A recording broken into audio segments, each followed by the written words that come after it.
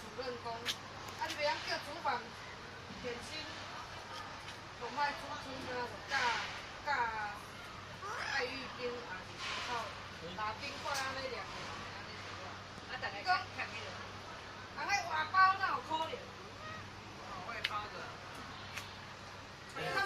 他们学校有标的呢。啊，公司厨房。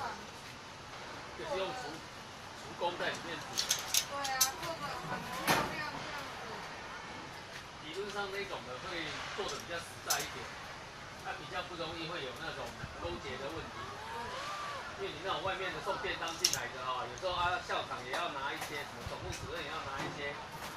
台北那时候好像去年嘛，就爆了很大的弊案啊，国中小学的一些什么校长什么的，很多都有拿到那种便当厂商的回扣啊。